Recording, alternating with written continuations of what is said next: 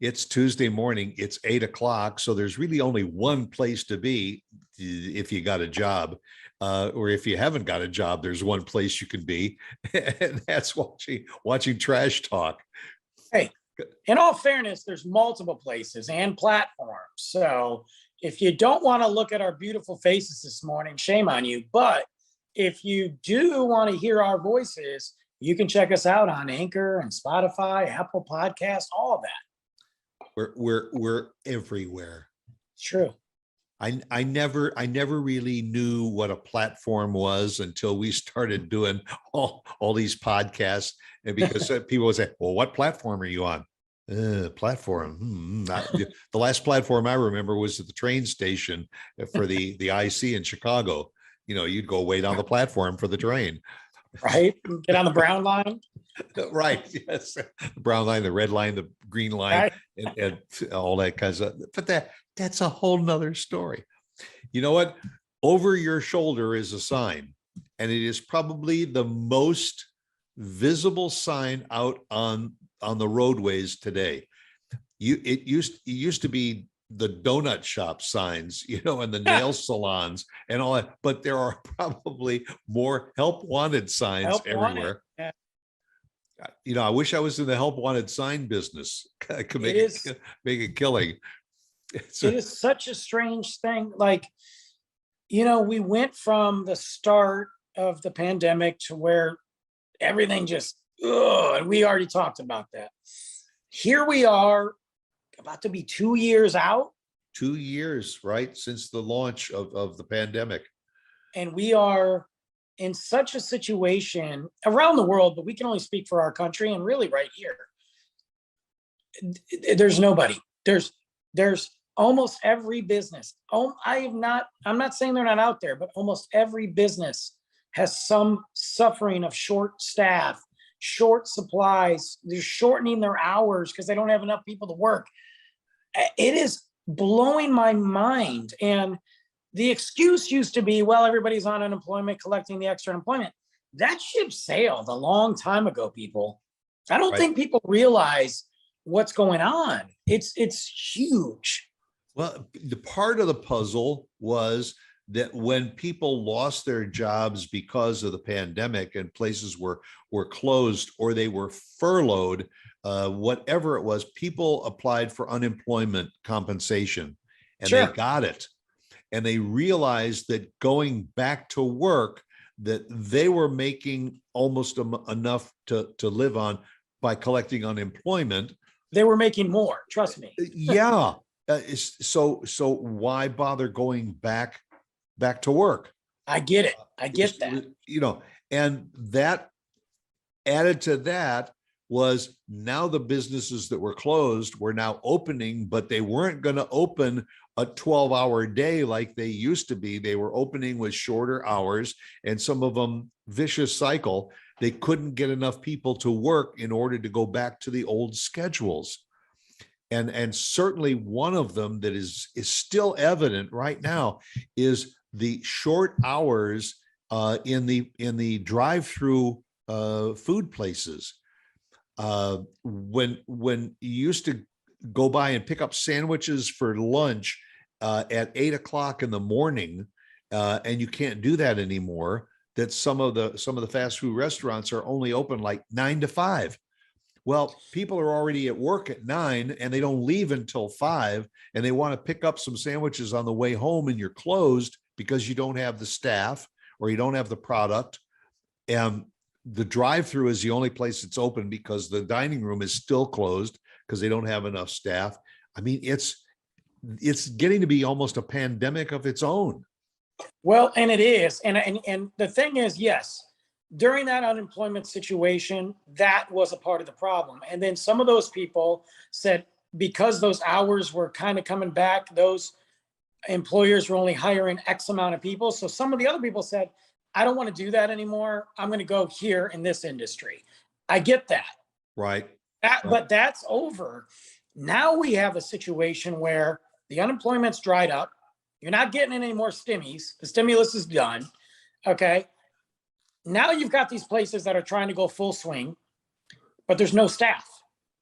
not every single person has left those industries. The reason that these people, the real reason, and I think this is what employers and this country and people need to realize, because I'm speaking from one of them. I mean, I'm out of the service industry, bar and restaurant industry because of the pandemic, and I'll never go back. And that's a whole different story. But what people need to realize is the reason that these people aren't going to, I hate to say fast food, but let's just say it, fast food places, Walmart, Kroger's, Target, all this is because during the pandemic, they were essential.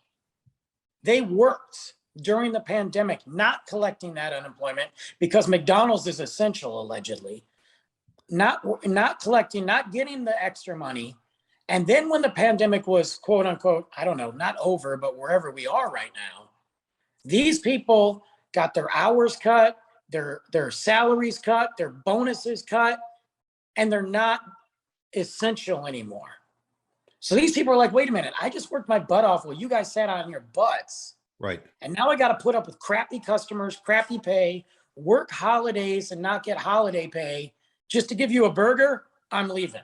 And they're leaving in the droves. That's what's happening. But the other part of the puzzle that is kind of mind-boggling to me was even during the pandemic, there was this talk about minimum wage going up. And they wanted to mandate it. They want to make sure that all these people that were earning $7 and $8 an hour, they wanted to raise it to $15 an hour. Okay, there's a couple of issues there. Yes. I can understand giving people $15 an hour in order for them to earn a reasonable living wage. But if I'm an employer, I say, look, if I've got to go to $15 an hour, number one, I'm only going to have part-time staff, because I can't afford to have a full-time staff of maybe 8 people at $15 an hour. I'm going to have a full-time staff of 4 people. And now they've got more responsibility because I got to keep my payroll at that same level. Well, I thought that, man, if they were going to start paying that, then there would be people flocking for these jobs. There's even the help wanted signs at a lot of these restaurants and everything. Help wanted, starting pay $13.50 an hour, no experience, or $15 and all, plus benefits and all. And yet they are still operating on a shoestring. Well, so the thing is, no, I agree with you on the 15. There's a lot to think about with that. And I'm not saying that I'm a big supporter of that either. But there's a lot of things. Is the restaurants now are taking it into their own, going, we've got to do something different to bring people back, which is what the employer should have done to begin with, and you wouldn't have lost these people. Yeah. But what happened is they got greedy and they started taking away. Well, we're hurting because the pandemic. Well, prices rose. Well, my costs rose. So let me take it out on the guy who's been working with you 45, 50 hours a week for 2 years. Let me take it away from you, because it's their fault. Right. So now they're going, oh, we screwed up. We better increase our rate. And now these employees are like, I'm not coming back to you because I saw what you did to me. And the reality is, like, I got to be honest with you. I work for all kinds of different people. And the mentality of the owners and managers that are like, do, because I gave you a job, that's their mentality. I got a guy I know who worked on Thanksgiving. Okay. No extra pay. There's the first year they were open on Thanksgiving. No holiday pay, no holiday bonus, not even a pat on the back. Right. Used to be time and a half for weekends or holidays, right, or double time for holidays and all. That went out the window. They don't even have to do it. And they're just expected to do it because they took the job. But when this guy got hired, they were closed on those days. And he's there away from his family on Thanksgiving at a job that's mediocre that he has to keep. I mean, I don't, you know what? I'm going to probably get in trouble for this. I don't feel bad for the employers anymore. I got no love for them because they haven't given love to the employees. Most of them, not all of them. You know, and that's part of the problem too, is they're going to forsake their business because they ain't going to take a pay cut.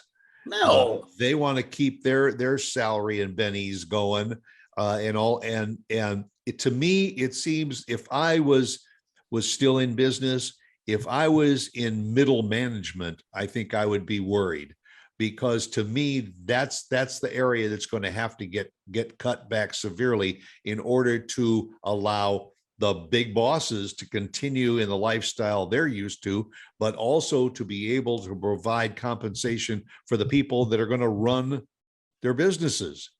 Well, you're right. And look, I know there's a percentage of people out there that are like, gimme, gimme, gimme, and they don't want to work. We know there's a lot of crappy employees out there. I work with some, okay, I get it.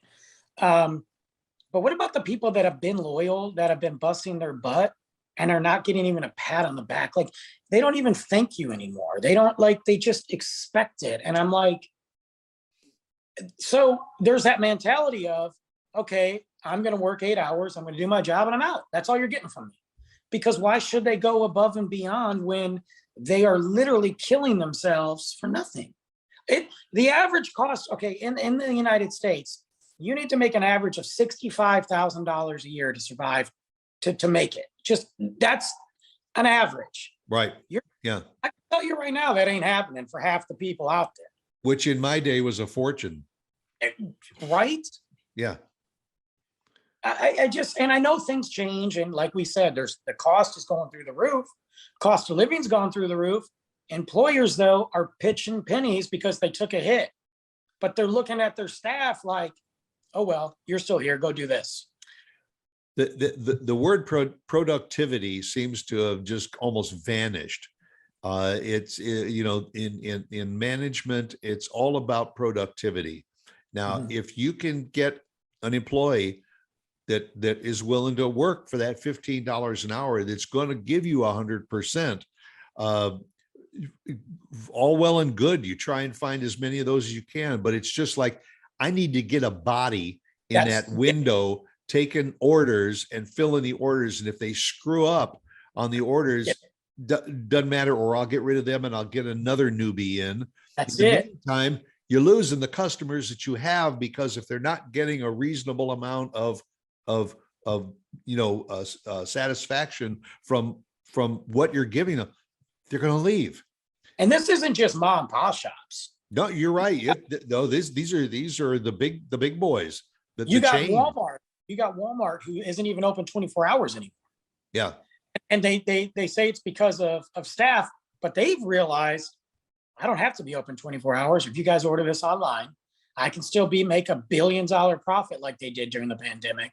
Right. And I'm not going to open, and we'll just shrink it down. And sorry, you're still going to come anyways. Well, in the days of, if you needed help, there was somebody in the department to help you. That's vanished too. It went from that in everything from like Sears and Ace Hardware and all of those, where people were there to help you, to just find what you want and take it to a checkout counter. Now they've even cut back on the number of checkout counters that there are in the stores, and you take it to the front and you either self-check out, because they can't afford to pay somebody to be a cashier, so they want to just automate it, and they'll hire one person to oversee 8 checkout areas. It's putting more and more people out of work, and it's a spiral. Because of that, more and more businesses are going out of business. Look, we got into this thing over the last 10 or 15 years where, like, the number one growth chains were the dollar stores. There's a whole bunch of different names, but I'm just using the word dollar stores. They were opening up at an incredible rate in all small, especially small and medium-sized towns. They always had a dollar store, a Dollar General, or something like that.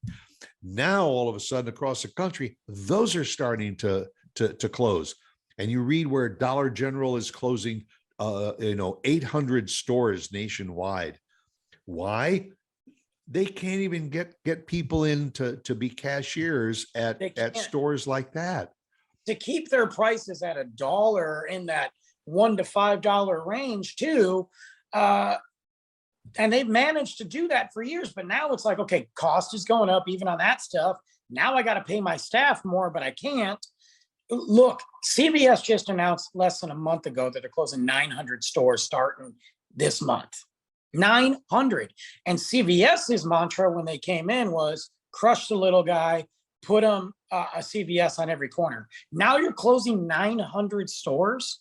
Right. And you would always see, and you still to this day will usually find a CVS across the street from a Walgreens, because they always had to have a presence near each other, like Burger King and McDonald's always were vying for the same corners. Look what happened to Burger King.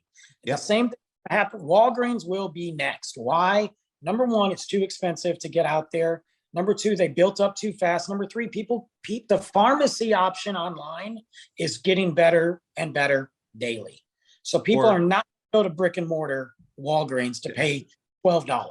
That's right, because you can get it, and maybe for a couple of bucks, it'll be mailed directly to you. You don't have to worry about going into the store or sitting in a line. I think we have a real problem, though. I think we have a real problem with our workforce, and I think there's a lot of people that are way smarter than me and in those positions to do something about it that are just walking around blinded because they haven't had to work in years. Meanwhile, your voting base and the rest of us are out here going, dude, like we are getting choked and that's why you see like some guy who got a lobotomy behind the counter just drooling, trying to ring you up because they can't find anybody. So they're putting next thing you know, you're going to see Luke behind the counter. They're just like, let's just let him do it because that's what's out there. Because everybody with half a brain is like, I'm done working for pennies. I'm going to go figure it out. I'm going to get creative. I'm going to figure it out. Well, going back 20, 30 years or so, CVS it wasn't in its infancy, but it was a rapidly growing chain. And what they were doing was going into major markets. And the one I remember in the Chicago area was Osco drugs. Okay. Little by little, Eckerd drugs down in Florida, Osco drugs in the Midwest. CVS was out just buying up all of those small competitors, and then they cornered the market. Now they're getting to the point where they kept opening up. There was always a CVS within a mile of each other, and it was oversaturated and all. And it was for the convenience of the people that lived within a mile of that store. Now it's getting to the point where people are going to have to say, you know what? I'm going to have to drive 5 or 10 miles to get to the nearest CVS or Walgreens because they're closing them up. And who's going to go into those pieces of property? Nobody. It's going to sit, especially where I live. And yet I know in North Texas, you drive down any major road and there is more and more and more and more construction of strip centers, all going to end up with the same things. It's going to end up with a pizza place, and it's going to end up with a dry cleaner or so. It's going to crappy donut shop, and then they're going to have and they're going to go out of business though. The same it happened to Starbucks, and they closed like 650 stores, and they pulled out of a lot of malls. Then they re-upped, and now we've got 17 Starbucks in 5 feet of my apartment. But it's going to start to happen again. Because these places are, number one, super expensive to build and rent and all that. CVS, look, I hate to say it because I don't want to see people lose their job. I don't. Even if I don't like you, I don't want to see you lose your job. But karma's a bee. When you come in and you wipe out the little boy, karma has a way. I was hoping that through this pandemic that it would have kind of nuked the industry. And we would have gotten back to realizing what customer service is about, what employees are about, and what businesses are about. And we would have seen some of the little guys come back and thrive. And unfortunately, I'm just seeing everybody get wiped out. Yeah. And you brought up Starbucks. Now what's Starbucks doing? They're closing their standalone stores. And now when you go into Tom Thumb or you go into Walmart or you go into some of the big stores, they're setting up their kiosks right there because they can make as much money in a smaller footprint with more foot traffic, and all, instead of having to pay the overhead costs of being in their own established location. It's too expensive, but I think the real key is that these companies and employers, big or small, need to take a hard look at their business and realize that you can't keep putting this on the staff, this extra job, this extra job, this extra day, and not give them anything. I mean, you've got people that are working 50, 60 hours a week, making okay money, Right. no benefits, no paid time off, no paid sick days. They take a vacation, they're out a paycheck. And the idea, I can hear people in the audience, well, they should get another job. Well, guess what? It ain't that easy, people. So stop, don't bash these people, you know? We can offer up an option to that.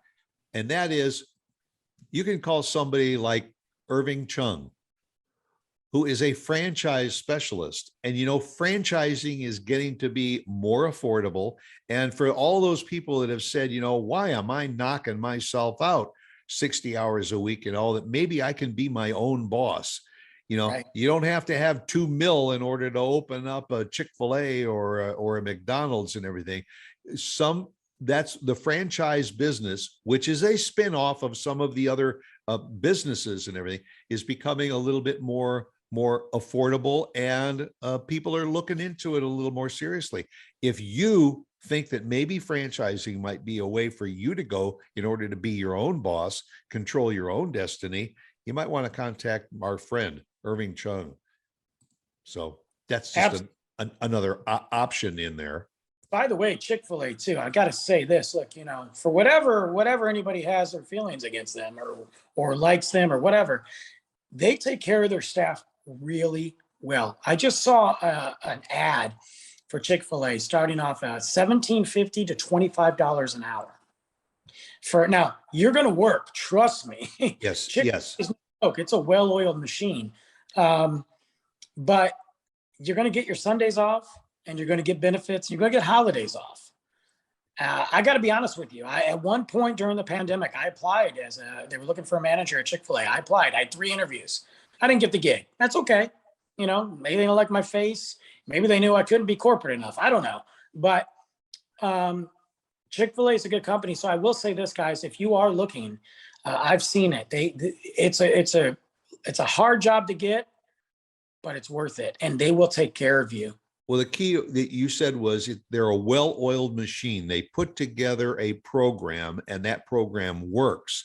And they take care of everybody from the new hires to the middle management to the upper management people. And when you've got a plan in place that works like that, it continues to work. And like you said, if somebody leaves for any reason, because they do get lots of high schoolers and all that work, and then they go on to college.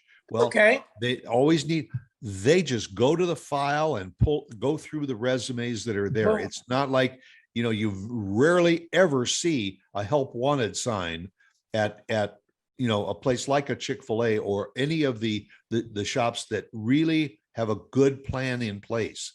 And that's why part of the problem is, I think it falls on management.